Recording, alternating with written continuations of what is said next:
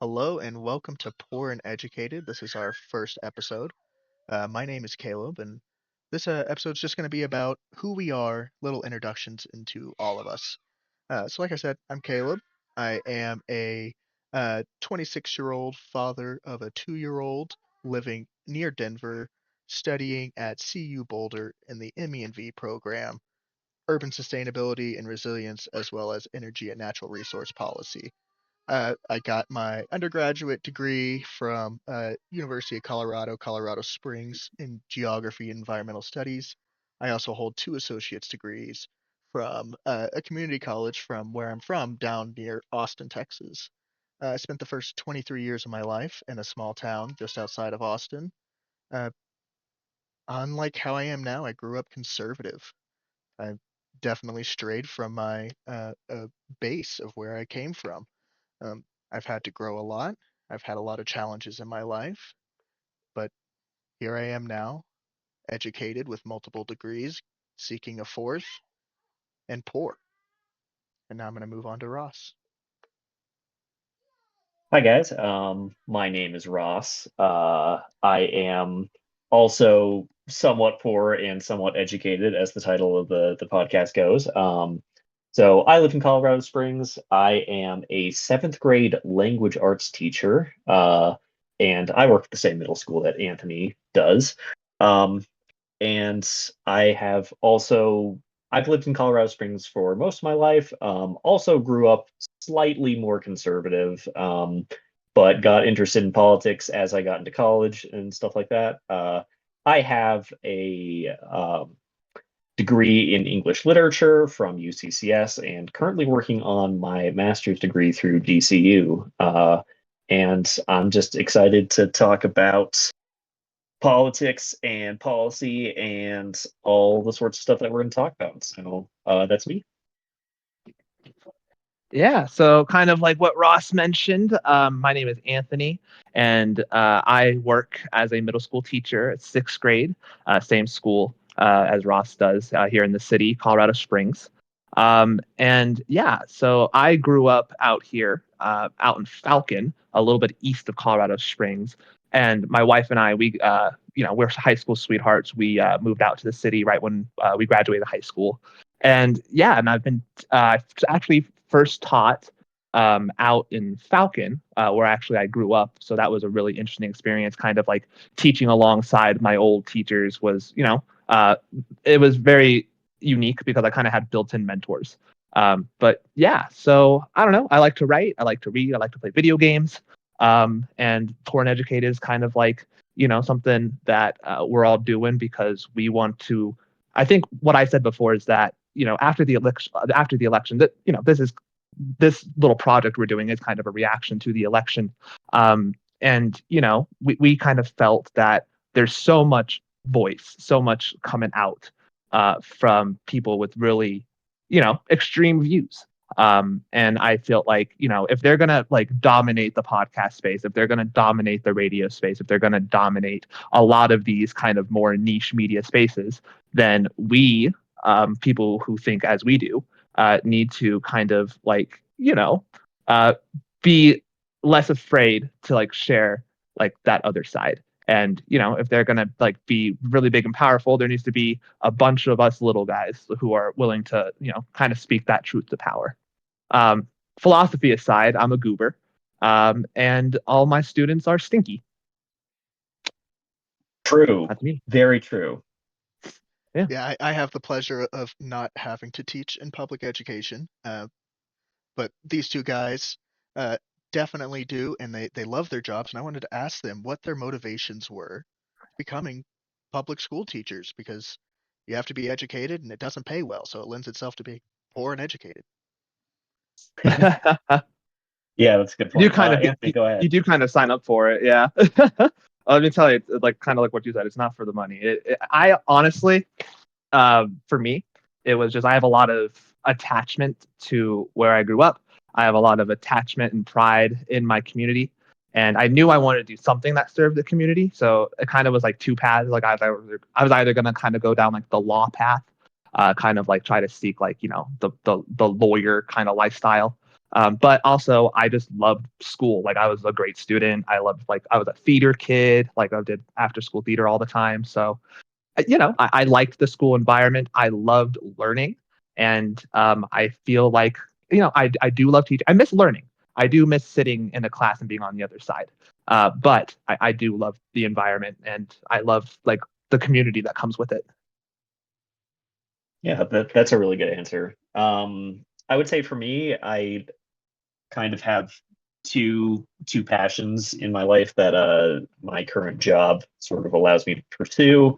I just love English and like reading, writing, poetry, reading novels, all that sort of stuff. So I kind of discovered that in high school that I really liked that, and so I wanted to get a degree in English. And then also I just love education, and both my parents are educators, so I figured that that would be like a good path for me to go down. And um, originally wanted to teach at the college level, but I'm still planning on doing that, just sort of taking a pit stop in public education too. And I love teaching middle school. It's kind of a lot of fun, even if the students are stinky and sometimes are a little bit ridiculous and difficult. I still love my job. So Yeah, there's no other job where I think you can like genuinely say like you laugh like at least like 10 times an hour because just something ridiculous, good or bad, something yeah, ridiculous Yeah. is going to happen in a middle school, you know?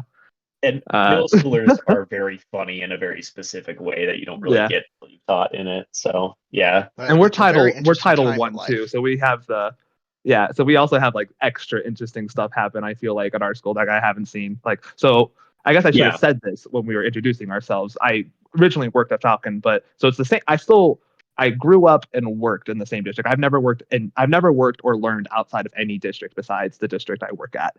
Um, so like moving out from out east out and out into the city has been like it's been nice, a good change of pace, seeing kind of like more different slices of life. Yeah, yeah. I've also, well, I've only ever taught at the school that I'm at right now, so I don't have a whole lot of experience. But yeah, I probably it being Title One does affect a lot of how we teach and things like that. So, Oh, and I absolutely. think Yeah, we're going to talk a lot about like social class on this podcast, so Yes, it we would be are. interesting to yeah, dive Yeah, into we'll that and spend a how that lot of affects time talking education. about class. kind of comes with the Yeah, title, I guess. Yeah. Yeah, absolutely it does. Well, it's in the title. I know a lot of us have a background in service industry work as well. Like I've spent the vast majority of my working life, actually all of it, working in restaurants and grocery stores. I know Anthony's worked in restaurants and grocery stores. Ross, I'm actually not sure if you have. I have not worked in a restaurant or a grocery store. I was a cashier at Barnes Noble for a little while, so You've done some um, Retail's service industry retail. then, so yeah, I've done we'll retail. talk about Yeah, it some labor it's issues in here. nuts.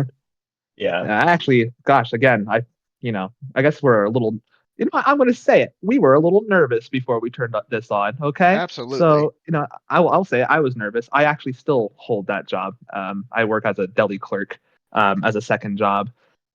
Usually I work an extra like 15, 20 hours a week at the grocery store.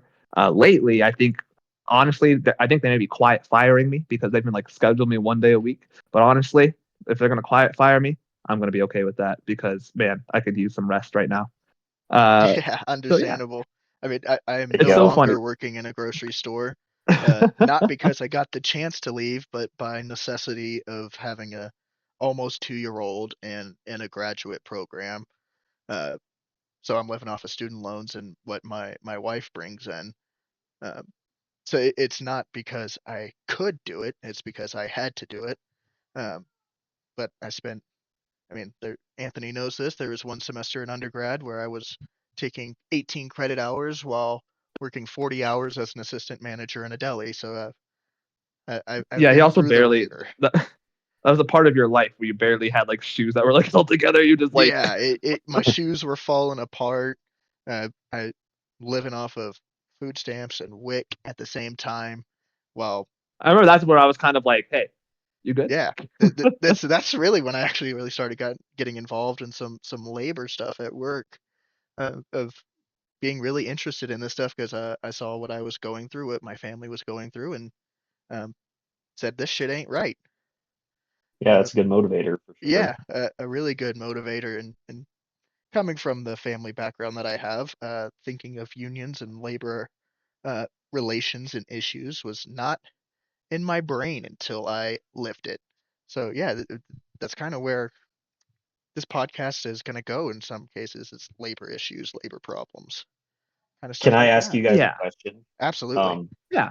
so just related to the title of this podcast, what do you guys think it means to be poor and educated? Why is that a significant label That I'll let as is we're Anthony an talking take about? awesome that. title. Actually, so I came up with the title, and actually, it began as a riff on Trump's little soundbite where he's like talking, he's like, "The poorly educated love me," and I was like, "Oh, the poorly educated love him. What about us poor and educated?" You know, where it's Hmm. like, yes, I understand. Like, there's a massive amount of people who feel like they've gotten the short end of the stick, right? Where they like didn't feel like they had an opportunity to go to college after high school, where they didn't feel like they needed to, or it wasn't a necessity, and they felt empowered by that decision. But at the same time, there is this whole other side where like you're educators, you're government workers. Like we're not like rolling in dough over here, you know. Like I Absolutely feel like not. there's this perception from people who are literally making more money than me that I'm like this elitist, that I'm like this some sort of like pariah almost, you know. So I just want to like have a space to like dispel like teaching is a blue collar job, you know. I'll say it, Absolutely. like it is a, like of course, like yeah, it involves books, it involves numbers, it involves like academics, but at the end of the day it is child rearing, it is community building, it is it is a support structure in our economy. It is a support Yeah. structure in like making sure that people can go to work, and that we are creating jobs, and that we are creating people who can do those jobs. Like it's blue collar, you know. Yeah. Absolutely. And I'll piggyback off of Nose to what the you're saying. grindstone, Yeah, we're lunch we're pail all job. nose to the grindstone for all of us, and like I'm staring down the barrel of college loans once I'm done with this grad program, and that's terrifying for one. And for me, being poor and educated is working the jobs like Anthony is, and with my degree, I'm probably not going to be making a ton of money. I'm going to have a Yeah, secondary degree, a master's degree, but I'm not going to be making a shitload of money. Most of my love is for water policy and urban settings. So like that's how we first connected. We actually were both kind of into like the urbanist. city planning. Yeah. Yeah, yeah. Yeah, we fell in love with not just bikes and city nerd people like that. And that's That YouTube algorithm yeah, paired the us YouTube up. algorithm brought us together. They knew what they were doing. They brought As us it does with together. so many people. Yeah. Oh yeah, it drove that engagement up for sure. They YouTube knows what they're doing. That's where we connected. That's where my love is. Hmm. I love Jeff Speck and Mark Reisner, those kind of people. Uh, but for being poor and educated, for me, what this means for me is like being educated to do good for the world while not making money, which is exactly being a public teacher in this day and age is. It's what we are, essentially us three are. We have degrees, we've put in the time in college, and we're not going to be making as much as the dude who spent half the time, or more than half his time in the uh, business school, who daddy handed him his business when he wanted to retire. That's kind of You the mean way our I'm looking incoming at it. president? Yes, exactly. Our incoming president. I Sorry. hadn't even thought about that, Nice. but Sick it's the burn. truth. That's the truth. Daddy handed him some money. He quote unquote made money off of that, and that's debatable, Mr. Bankruptcy. But yeah, we're having to fight against these people that consider themselves educated, but also hate the education system, who make a Yep. shitload of money more than us. Yeah. So we are educated, but we're not making money off of it, but we're still viewed as elitist and running the world Yeah. somehow. It's been a very successful way of dividing us poors. Yes, Um, absolutely. they used to Yeah. that's kind of like, I feel like the race war didn't work out. They weren't able to continue, and honestly, that's been really good for the other side. I'm super happy that they've expanded their tent to allow in like more Hispanic people are voting right, and like vote how you want to vote. It is good that that racial divide seems to be becoming less and less potent and like the mattering less and less. I feel like. So what do they do when that matters less and less? Well, they find new ways to divide us. So now they're dividing us by, do you have a degree versus do you not have a degree? Kind of deal. Yeah, absolutely. Yeah. I have family members who have went to college, and now that I'm in college, they've made comments to me about how it's just to radicalize me. And I'm like, well, you went to college 20 years ago, and they didn't radicalize you. Aren't you going into the same thing your dad went into? Like, aren't you guys gonna have No, basically my a very dad, similar my degree? dad's a civil engineer. I am not Ah, that's doing. right. I am not a numbers guy. I'll save that for my dad and my little brother, the petroleum But engineer. theoretically, with your piece of paper, you could be sitting down like 3 desks from him and his piece of paper. Yeah, actually, he's told me that I would be So working 3 floors yeah, above him. So yeah. So he would okay. consider me as an elite to him. I mean, I would definitely be the most educated in my family. Most people think they've only ever gotten 4-year degrees, while I'm going for a master's instead. Master's the new bachelor's. Yes, yes, it Yeah. is. Well, interesting statistic is that most adults in the United States do not even have a bachelor's degree. No, they do So not. in terms of education, if you have a bachelor's degree, you're somewhat of an elite. And if you have a Absolutely. master's, in some sense you are also an elite. Though, I mean, that's in like non-class terms, obviously. Yes, yeah, I 'Cause think the numbers are high 30% for bachelors and like 13-14% for masters. yeah, Yeah. So Yeah. I Yeah. feel like that's kind of an interesting concept, is like the way that people with higher education are perceived, especially in more like conservative circles and things like that, where their sense of elitism is definitely just based on like education level or things like that. And whereas we probably have a more of a class perception of that, like an elite is somebody who has lots of money. Yeah. Yeah, absolutely. I feel like I feel like there was like a small glimpse behind the curtain of Oz, like with like the assassination of that Ab- CEO, the Absolutely. the United Health assassination. Yeah, I feel like there was like a glimpse of like where like everyone, it doesn't matter if you were, left or right, rich or poor, kind of like had like this kind of consolidarity just for like a second. Yeah, Uh, absolutely. yeah. I think What we was saw very but that. now I'm not interesting is saying that also like this is the first yeah, episode. I want to make very clear that like we do not endorse the We do not assassination endorse of CEO. assassinations. But what I yeah, am saying, the we will reaction is not be just endorsing murders on this podcast. No, That's no, we no, will not. not yet. Just Not kidding, yet. never, Yeah. not eventually. yet, No, never. yeah. Nah. We'll see where it Don't takes watch us. this. FBI, if you're No listening, one's I gonna watch this. promise we're not planning anything. No, Okay. no, no. Uh, But what was but really interesting what was I about saying? that too, is that there were some like conservative commentators who said that like this was a very bad thing and like people shouldn't be celebrating it and stuff. And a lot of their audiences didn't react in the same way, which kind of like, I don't know, there's like these interesting little moments where it's like class consciousness just kind of shines through and Yep. people understand it's like, oh, this is actually like people with wealth versus people who don't have wealth. Absolutely. But it's only in these like small tiny moments that things like that happen, which is kind And of it's for interesting. like 15 minutes, and then the Fox News anchor gets on and tells them what to think, and then they go, "Oh wait, I'm Yeah, supposed to and then not they're like this." reminded that they care about the culture war Yeah, much more. So Yeah, and then they yeah. say, "Look, that's kind of like look what all exactly what I was those gonna gun say. restrictions are doing for New York." Yeah. And But at the that's same where it time, I ended up also don't going. think it's just that simple because, It's like, not. yes, it's easy to say it's like, oh, Fox News tells them what to think, but it's not just Fox News. It's the Daily Wire, it's Hmm. Joe Rogan, it's like, and it's not Yeah. like they're all saying the exact same thing, but it's a community. So it's like they're able to, rather than build a community around class, like, which is what I think we need. Yes. They're able to build a community around a shared culture, a shared belief in Value how a system or society should something. look, value systems. Yeah. Yeah, Yeah. absolutely.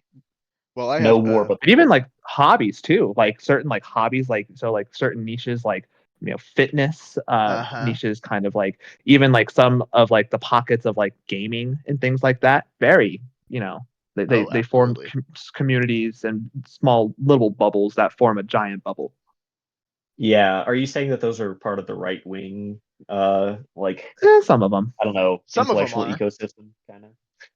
yeah, Yeah, I don't know basically. if you've ever been in a Call of Duty lobby, but some of them definitely lean to the But there's right. also like it goes for both sides. Like I'm not saying like Absolutely. there's like obviously you have like your Yeah, Hassans and you have like your, and I would say a lot of like, honestly I'd say like a lot of like the gaming space is truly like apolitical. Especially like I feel like a lot of yeah, it's shifted towards kids.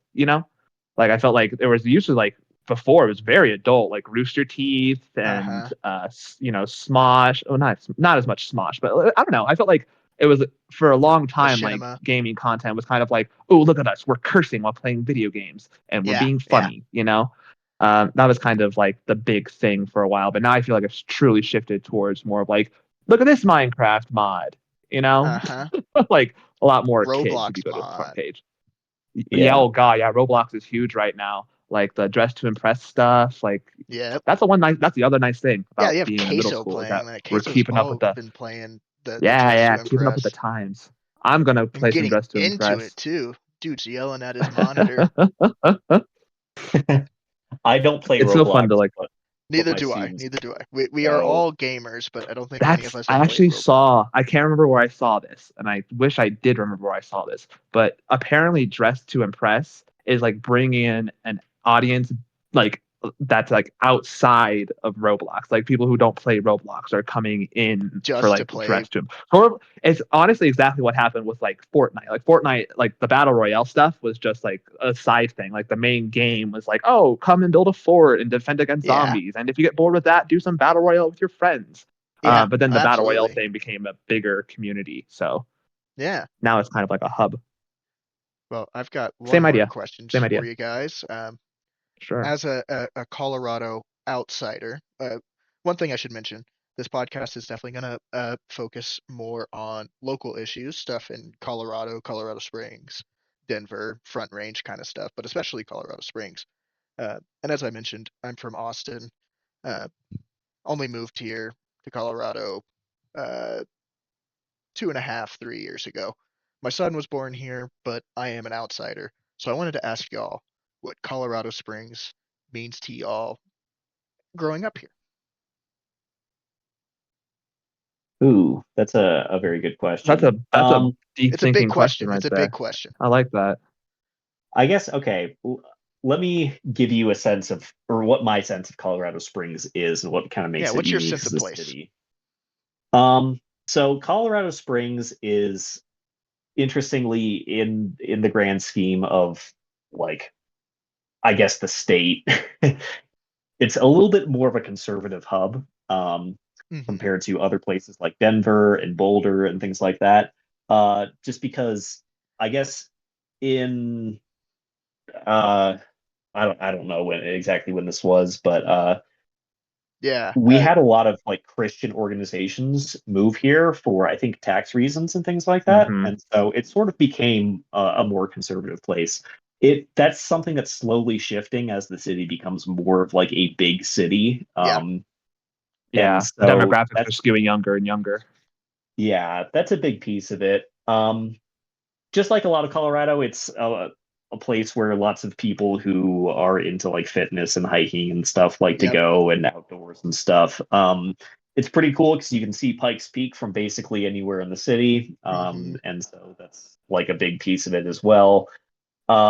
And yeah, Colorado Springs is just it's in a weird stage where it's growing and housing is becoming more expensive and the politics are maybe shifting a little bit, but yeah, it's a very cool place to live. I like it here.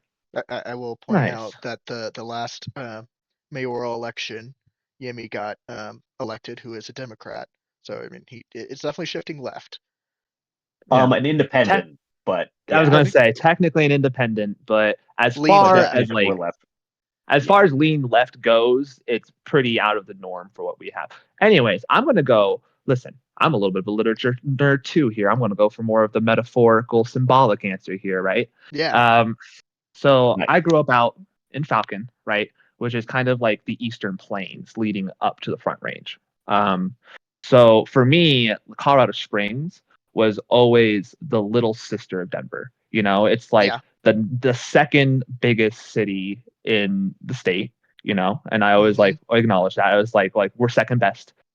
It kind of like gave me growing up. It gave me this kind of like this draw towards like a scrappiness, you know, where it's like kind of like, you know, it's okay to not be number one and it's okay to like grow at your own pace. And it's, you know, like growing up, I felt Yeah. like this city was like the scrappy city, the underdog city. Like we don't have all the high punching, cool stuff that Denver has, but we do have some cool things of our own, you know. Yeah. You don't have And the then major as I league got teams. You older, have the yeah. the next And lowest. then and then growing up, it's kind of funny. I always referred to the mountains as just like a glorified compass. You know, I Yeah. never thought much of them, but now as like an adult, like I realize there's so much that our city like cares about with like the idea of reaching the peak. You know, for like Yeah. Pikes Peak is like just this big symbol, like we're the Pikes Peak region. A scholarship actually I wouldn't have gotten. So I, you know, we didn't. I'm an adopted kid. I don't have a lot of money growing up and that kind of stuff. So I got a scholarship and it was the Reach Your Peak scholarship. And so like Hmm. there's a lot of like emphasis on like reaching, doing your best, pushing yourself. And so kind of like, you know, I grew up like feeling like an underdog. Yeah. And I take a lot of pride in being an underdog. That's kind of what Colorado Springs means to me. Oh yeah. Well. Oh, the only other thing I will say, if we're still being like metaphorical, it Yeah. kind of is a little bit of like a grocery store with high turnover rate, where it's like it's a very transient I was population. gonna It's bring that hard up. to get people to care about things here because it's such a high military population. So many people are in and out, and they're just like here for a little while, or they're here for a couple years, and they move on, That was me. or they come here to like discover themselves and figure themselves out and move on. Um, but here's the deal: like those grocery stores with high turnover rates, those like employees who stick around, they got so much pride in the place they work. You know, they Absolutely. care so much about like how things run, about how things function. So like the transient population is really, really large and it's really hard to kind of like build community, you know, around Hmm. them, especially like coming in and out so much. But then the people who are born here, raised here, stay here, they care a lot about this city. Yeah, I'm definitely one of those transient population. I didn't move because of military. I moved because of school and wanting to leave Texas more than anything. With my wife was pregnant at the time, but yeah, I was only in Colorado Springs for 2 years. Moved there August, and then 2 Augusts later, I was moving up to and now live in Westminster and go to Boulder. I would have stayed if I hadn't gotten into the master's program here, but yeah, it definitely is a transient city, which changes the characteristics of Colorado Springs. And I'll give a shout out to my first book. It's called Profiting Off the Peak by John Harner. He is a geography professor at UCCS, but he wrote kind of the book about Colorado Springs and about culture and really the sense of place for Colorado Springs. I gotta And like, I think Poor Richards has some copies of it. I'm not entirely sure. dude, we could do a whole episode on that guy. We could do a Poor whole Richard, we episode on that totally guy. could. That would be Oh yeah. a really good um, episode for us to do. So yeah, but that's kind of who Anyways, we are. We are poor and educated. We are Colorado Springs to a certain degree. 2 out of 3 of us. Um, but yeah, that's who we are. This podcast is going to be maybe a little bit all over the place, but for the most part, labor yeah, we relations. got into the weeds there a little bit, didn't we? We did a little bit. We got deep for a second, but I think we relapsed into it. yes, I agree with that. We definitely slowed down and just started talking like we usually do, actually. So yeah, this kind of came out of a book club that we all started together, um, and yeah, we kind of had this idea. I'll give the credit to Anthony. He's the one who had the idea for the I came Substack, up with a which name. you came up with the Oh, name, we but should probably talk about the Substack. Okay, yeah, hold yeah. on. We have a Substack. Yeah, give a We plug for have the Substack. we've Gotta plug the Substack. yeah, plug in the Substack right now. We've written some stuff. I've written some stuff about the service industry, family stuff. Anthony's Oh, done some labor stuff and some great yeah, gaming yeah, content that he just put out. yeah, If yeah. you want I'm to talk really about proud that of it. piece, So yeah, so basically I did it's a two-parter. The second part's coming out next week. But I had a lot of fun digging into some of the Rockstar titles, not just GTA, but like Red Dead Redemption, Bully, things like that, and kind of taking a look at about how they represent their protagonists as you could kind of like see them as like in a certain way like these working class anti-heroes. So yeah, it kind of talks about how Rockstar really speaks to something that appeals to working class and blue collar people. And I kind of break down why. yeah, you'll be getting a lot more of that kind of content on Substack, and uh, I feel like a proper podcaster, YouTuber, whatever you want to say it with this little plug. But if you enjoy this, like and subscribe, get in the comments, uh, give us episode ideas. We're open to pretty much anything. We want to engage with people. We want to start Yeah. a conversation. If you're local, love to talk to you. Yeah, absolutely. We'd love to sit down. We want to bring people onto this podcast and talk to them, talk about their experiences. I'll be the first Yeah. to admit that we are three white guys. Um, Yeah. not exactly the Which most is why we started a representative. podcast. Yeah, Yeah, three white guys starting a podcast all in our 20s. How cliche, yeah. but Very unique idea here. Yeah. yeah, we're I we're know. really original. This happens Uh, every election, man. Let me tell you, every election, I tell yeah, you, at there's least a some kind of hundred reaction. groups, hundreds of white men flee to the Yeah, internet to make a podcast they to talk flee about the things they Twitter don't agree with. and they go to Blue Sky. There's always some kind of reaction like this, but this is how we're choosing Yeah. to react. We And as see, Anthony said earlier, Joe Rogan gets hundreds of millions of views. If we get 100 people who get a million views, that's way more than what I expect us to get. But you know, a bunch of small podcasts might be able to put in as much weight as a Joe Rogan. yeah, Yeah. grassroots. We are That's grassroots. what We're we starting need. local. That's the goal. All right. Yeah, Cool. but that's us. Do y'all have any parting comments? Listen to episode 2 whenever it comes out. Yeah, nice, good That's plug. all I'll say, I Yeah. guess. Yeah. Yeah. Thanks for listening to this episode. Yeah, if you're here right now, you're an OG. So yeah, An actual OG. an actual OG. Well, thanks, Actual OG. guys. We are Poor and Educated, and we'll be back. Come find us on Substack. Thanks, guys.